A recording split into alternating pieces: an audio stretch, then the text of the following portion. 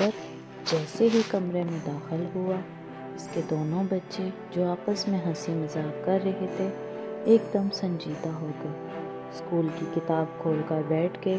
بوڑھا مالی بھی سہما ہوا نظر آ رہا تھا۔ ملازمہ بھی خوف زدہ دکھائی دے رہے تھے۔ دوسروں کو اپنے سے حقیر سمجھنا اور ان کے ہر کام میں کیڑے نکالنا، برے القابات دینا بابر کی عادت تھی۔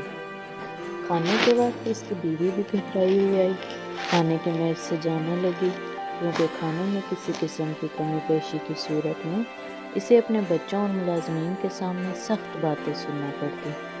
غرض بابر کی غیر موجودگی میں گھر خوشیوں کا گہوارہ نظر آتا۔ اپنی فیکٹری کے ملازمین کو معمولی غلطی پر نوکری سے نکال دینا اس کی عادت تھی۔ اس کی باتیں سن کر ملازمین خون کے گھونٹ پی کے رہ جاتے اور اس سے دور بھاگتے۔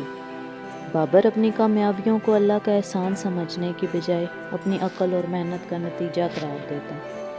اگر میں نہ ہوتا تو فیکٹری نہ ہوتی اور نہ تم سب خوشحال۔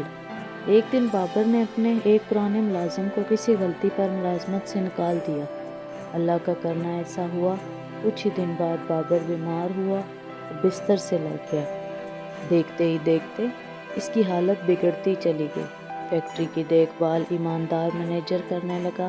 ادھر بابر کے گھر والے اس کے دل و جان سے دیکھ بھال کرتے تھے، مگر خوف زدہ اور خاموش رہتے کہ کہیں بابر سے ڈانٹ نہ پڑ جائے۔ زیادہ وقت اکیلا ہوتا، اسے پہلی بار محسوس ہوا کوئی بھی اس کے قریب نہیں رہنا چاہتا، سب اس سے دور بھاگتے ہیں، سوائے اس کے والد کے جن کے ساتھ بھی اس نے کئی بار بدتمیزی کی تھی۔